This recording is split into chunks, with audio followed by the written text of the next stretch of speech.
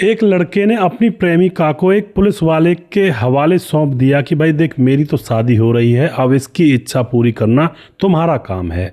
और उसके बाद वह पुलिस वाला उसकी प्रेमिका के साथ रातें रंगीन किया करता था। और फिर यहाँ पर एक ऐसी घटना होती है जहाँ पर एक जान चली जाती है और लाश तैरती हुई एक तालाब के ऊपर प्लास्टिक के बोरे में मिलती है। दोस्तों, कोई पिछले कुछ दिनों से झारखंड के टेल्को इलाके में तैनात पुलिस वाले को ब्लैकमेल कर रहा था और 40,000 रुपये उससे ले भी चुका था, लेकिन उसकी डिमांड बढ़ती जा रही थी। और फिर उसी इलाके के एक तालाब पर तैरती हुई एक प्लास्टिक के बोरे में एक लड़की की लाश मिलती है। पहचानना मुश्किल हो रहा था क्योंकि 4-5 दिन में लाश गल चुकी थी। अब यहाँ पर जांच बढ़ी तो पता चला वह 32 साल की महिला थी। और फिर उसके बाद अब सभी थानों में अलर्ट भेजा जाता है कि भाई किसी ने अपने महिला की गुमशुदगी की रिपोर्ट दर्ज करवाई हो तो उसके बारे में पता लग सकता है। दोस्तों, अब यहाँ पर ये सारी चीज़ें भेजी जाती हैं पुलिस वालों के द्वारा, लेकिन अभी भी यहाँ पर कोई मामला पुलिस को नज़र नहीं आ रहा था। और उसके बाद एक छोटी सी लीड मिलती है, और वो लीड क्या थी जिससे यह पूरा केस सुलझ जाता है, इसके बारे में पूरी जानकारी यहाँ पर लेने वाले हैं। वीडियो को लास्ट तक ज़रूर देखिएगा। नमस्कार, मैं हूँ सुदेश कुमार और तिरछी बात चैनल में आपका स्वागत है। जैसा कि मैंने आपको बताया, शहर के अंदर एक तालाब में लाश मिलती है। उसकी पहचान नहीं हो पा रही थी, बस थोड़ी सी लीड मिलती है। और वो लीड क्या थी, शहर के साउथ पार्क के पॉश इलाके से उसी उम्र की एक महिला गायब होती है, पर उस महिला के घर वालों ने गुमशुदगी की रिपोर्ट दर्ज करवाई ही नहीं थी और पिछले 5 दिन से वह महिला गायब थी। अब पुलिस वहीं उसी घर वालों के पास पहुंच जाती है और वहां जाकर जब पूछताछ करती है, और तो यहां पर वह घर वाले बताते हैं जी वो 12 नवंबर 2021 को रात को किसी दोस्त के पास मिलने के लिए गई थी और उसके बाद वो आई नहीं। पुलिस वाले उन घर वालों से पूछते हैं, माँ बाप से, कि आपने गुमशुदगी की रिपोर्ट दर्ज क्यों नहीं करवाई। तो घर वाले अब शर्मिंदा से हो जाते हैं और कहते हैं पुलिस से, साहब क्या रिपोर्ट दर्ज करवाएं, हमारी बेटी का सिस्टम कुछ खराब शराब सा चल रहा था। वह कई कई दिन के लिए बाहर घूमने के लिए दोस्तों के साथ निकल जाया करती और कई कई दिन में वापस आया करती थी। उसका करैक्टर खराब था और वह लड़कों के साथ घूमा करती थी। तो अब जैसे ही है 21 नवंबर को हमारे घर से जाती है, तो हमने अभी भी यही सोचा कि किसी के साथ घूमने के लिए गई होगी। हमें तो पता ही नहीं है कि वो गई कहाँ है, क्या उसका मामला है। यह बात जब घर वाले बताते हैं तो पुलिस वाले सारी बात समझ जाते हैं कि लड़की डिफाल्टर है। अब दोस्तों, पुलिस ने उन घर वालों को लाश दिखाई, जो लाश उनको मिली थी। तो घर वाले उस लाश में जो चैन मिली थी, कपड़े थे, उनसे पहचान लेते हैं और माँ बाप फूट फूट कर रोने लगते हैं। बार बार यही कहते हैं कि साहब हमारे हाथ में कुछ नहीं था, वरना हम अपनी बेटी की जान ऐसे नहीं जाने देते। लेकिन बेटी हमारी बात मानती ही नहीं थी। अब पुलिस यह बात सुनती है कि बेटी हमारी बात मानती नहीं थी, क्या नहीं मानती थी, क्या मामला था, तो पूरी बात हमें यहाँ पर बताइए। तो बेटी के माँ बाप जो होते हैं वह सारी कहानी पुलिस के सामने 1 बाय 1 करके पूरी डिटेल में यहाँ पर बताते हैं।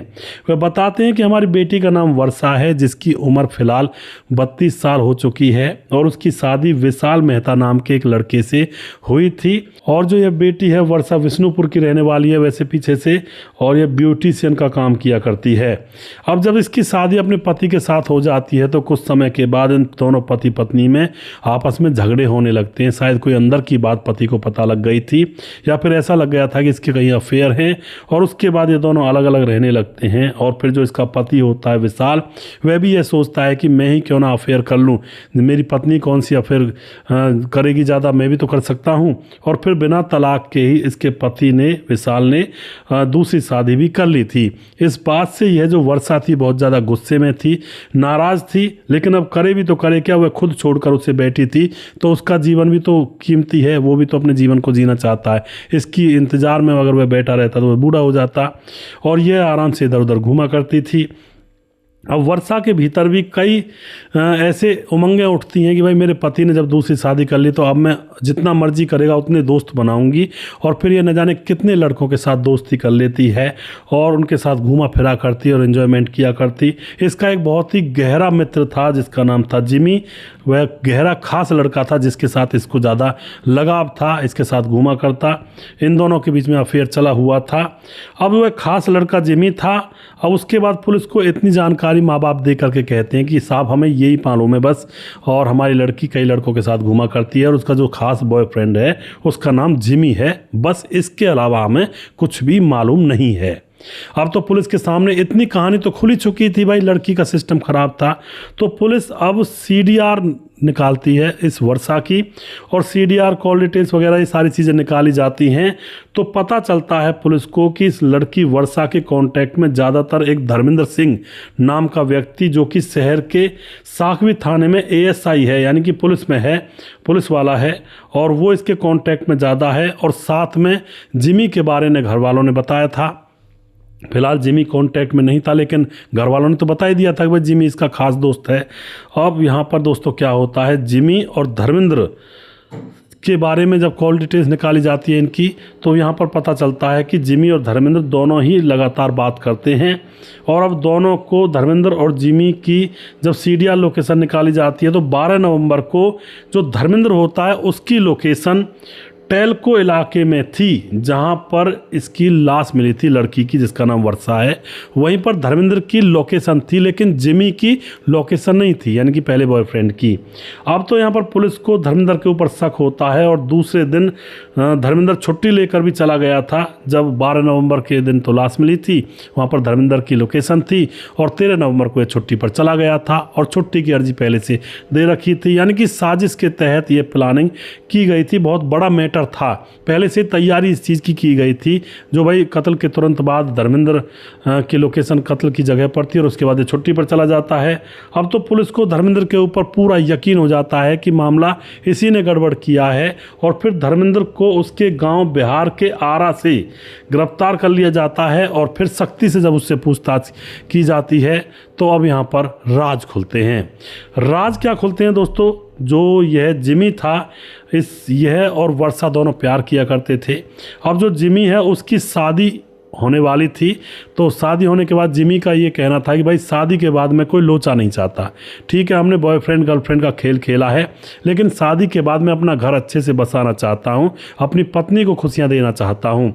यह बात वह उस लड़की वर्षा से किया करता, तो वर्षा कहती है मैं कैसे रहूँगी तुम्हारे बगैर। तो अब जो जिमी होता है, यह इस पुलिस वाले धर्मेंद्र से वर्षा की मुलाकात करवा देता है, और धर्मेंद्र से कहता है कि भाई मज़े लो और इसकी ज़रूरत पूरी करो और मज़े से रहो। अब जो यह पुलिस वाला था धर्मेंद्र, यह वर्षा के जंगल में फंस जाता है, उसके साथ घूमने लगता है, उससे प्यार प्रसंग करने लगता है, संबंध बनाने लगता है। पर दोस्तों यहाँ पर क्या होता है, जिमी भी कभी कभी आ जाया करता था वर्षा के खोपचे में। अब यहाँ पर इस बात को लेकर या फिर किसी और बात को लेकर के धर्मेंद्र और जो पुलिस वाला होता है उसके और वर्षा के बीच में झगड़ा होता है, और फिर झगड़ा होने के बाद वह धर्मेंद्र इसका गला दबा देता है, और गला दबाने के बाद जब इसकी मौत हो जाती है, तो इसकी लाश को प्लास्टिक के बोरे में पैक करता है, और उसके बाद उसी बिल्डिंग के सुरक्षाकर्मी को अपने साथ ले जाता है गाड़ी में, और इस बोरे को रखता है और कहता है कि भाई पूजा का सामान है और पानी में विस्तृत करना है इसको। तो उसके बाद वह जो सिक्योरिटी गार्ड होता है इस धर्मेंद्र का साथ देता है, जबकि उसको ये पता नहीं था कि इस बोरे में लाश है। और उसके बाद प्लास्टिक वाली इस बोरी को तालाब में फेंक दिया जाता है, और दूसरे दिन धर्मेंद्र छुट्टी पर चला जाता है। यह कहानी अब धर्मेंद्र ने बताई थी। अब पुलिस वाले धर्मेंद्र से पूछते हैं कि तू ये बता, तुमने उस लड़की को क्या सिर्फ इसीलिए मारा था कि उसका पुराना बॉयफ्रेंड जिसका नाम है जिमी वो उससे मिलने के लिए आता था? लेकिन धर्मेंद्र कहता है कि नहीं साहब, उसके लिए तो मैंने नहीं मारा, मुझे क्या दिक्कत थी, उसके साथ तो वह पहले से भी घूमती थी, अब भी वो इसके साथ आ जाता तो मुझे क्या टेंशन है, मुझे कोई वर्षा को अपनी पत्नी थोड़ी बनाना है। पुलिस पूछती है फिर क्यों मारा तुमने? तो धर्मेंद्र पुलिस वाला कहता है कि मैंने इसलिए मारा कि जो वर्षा है मुझे ब्लैकमेल करने लगी थी, मेरे निर्वस्त्र वीडियो और फोटो उसने बना लिए थे, और उनकी आड़ में मुझे धमकी दिया करती कि मुझे पैसे दे दो, और पैसे ऐंठने का काम वो कर रही थी कि मुझे 30,000 रुपये चाहिए, 20,000 रुपये चाहिए, 40,000 रुपये चाहिए, इस तरह से वो पैसे मांगा करती। जबकि धर्मेंद्र ये कहा करता है कि भाई मुझसे इतना खर्चा नहीं उठाया जाएगा। लेकिन उसकी जो प्रेमिका बनी थी वर्षा, वह बार बार उससे पैसे की डिमांड करती, बार बार उस पर फ़ोन करती। तभी मैंने कहानी में स्टार्टिंग में कहा था कि कई दिनों से झारखंड के टेलको इलाके में तैनात पुलिस वाले को कोई ब्लैकमेल कर रहा था, तो वह उसकी प्रेमिका वर्षा ही थी। वह ड्यूटी पर था, बार बार उसके पास फ़ोन करती कि पैसे देते हो या नहीं देते, या फिर वीडियो फ़ोटोज़ में तुम्हारे इधर उधर फैलाऊं लोगों के बीच में, या तुम्हारे घर वालों के पास भेजूं। इस बात से यह परेशान हो जाता है धर्मेंद्र पुलिस वाला, और फिर यह उसको अपने पास बुलाता है बिल्डिंग के अंदर, और वहाँ पर पहले तो इसके साथ संबंध बनाता है, खूब इन्जॉयमेंट करता है, कहता है कि मैं पैसे दे दूँगा, चिंता मत करो। और उसके बाद दोस्तों इसकी गला दबा करके हत्या कर देता है, और फिर उसी बिल्डिंग के जो सिक्योरिटी गार्ड होता है उससे कहता है कि भाई मुझे पूजा का सामान पानी के अंदर विसर्जित करना है, चलो मेरा थोड़ा साथ दे दो। तो उस कट्टे को उठा करके बोरे को गाड़ी में डाल देते हैं, और उसके बाद इस बोरे को बाहर तालाब के अंदर डाल दिया जाता है। तालाब के अंदर प्लास्टिक के बोरे में वह लाश पहले तो नीचे चली जाती है, और फिर उसके बाद फूल करके वह वापस ऊपर आ जाती है, और फिर लोगों को पता चलता है, और उसके बाद पुलिस इस पूरे केस से पर्दा उठाती है। इस तरह से दोस्तों इस अवैध रिश्तों के चक्कर में लोगों की जानें चली जाती हैं। बार बार कहता हूँ भाई अपनी पत्नी से प्यार करें, पत्नी अपने पति से प्यार करें, इधर उधर मुंह मारोगे तो कहीं ना कोई कांड कबाड़ा होकर ही रहेगा, और फिर लोगों की जानें चली जाती हैं। इस लड़की वर्षा ने खूब एंजॉयमेंट किया था, पति से भी शायद इसका झगड़ा इसीलिए हुआ हो कि भाई ये इधर उधर लड़कों के साथ घूमती हो, या उसने कुछ देख लिया हो, या फिर दोस्तों कोई और बात हो, हम तो ये पूरी तरह से नहीं कह सकते। लेकिन पति से छूटने के बाद पति ने बिना तलाक के दूसरी शादी कर ली, और फिर इसने भी अब लड़कों से मिलना जुलना शुरू कर दिया, और फिर बॉयफ्रेंड पर बॉयफ्रेंड बनाती गई। और फिर एक बार ऐसा मौका आया कि यहाँ पर अपने बॉयफ्रेंड से पैसे मांगते वक्त बॉयफ्रेंड ने ही इसकी जान ले ली। और ऐसा ही होता है दोस्तों ज़्यादातर केसों में।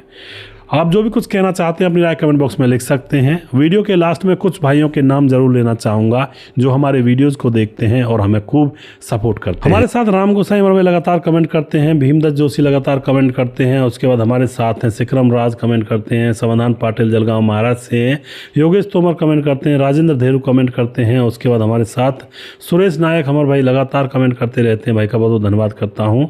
और उसके बाद हमारे साथ हैं सुजीत कुमार कमेंट करते हैं, बालाजी सरकार कमेंट करते हैं, देवेंद्र कुमार, राम गोसाई, पंकज कुमार, प्रवीण बघेल शिवपुरी से, मुकेश यूपी 83 से, राधे राधे जी, विंध्याचल राजभार, ललित कुमार देवांगन, सूरज डी हमारे भाई फिजी से कमेंट करते हैं, ताजिल रहमान हमारे बहन सिडनी ऑस्ट्रेलिया से कमेंट करते हैं। उसके बाद हमारे साथ हैं रजत सैनी कमेंट करते हैं, और उसके बाद ब्रजेश राजभार कमेंट करते हैं, मोनू जैन कमेंट करते हैं, लक्ष्मण रेलू कमेंट करते हैं, राम मोहम्मद यासीन लाहौर पाकिस्तान से कमेंट करते हैं, राधेश्याम शर्मा श्री जयपुर राजस्थान से कमेंट करते हैं, राजकिशोर चौरसिया महाबलेश्वर महाराज से कमेंट करते हैं, छगनदास खारडाबाद राजस्थान से कमेंट करते हैं, दुर्योधन भाई कमेंट करते हैं, और सुशील चौधरी हमारे भाई लगातार कमेंट करते हैं।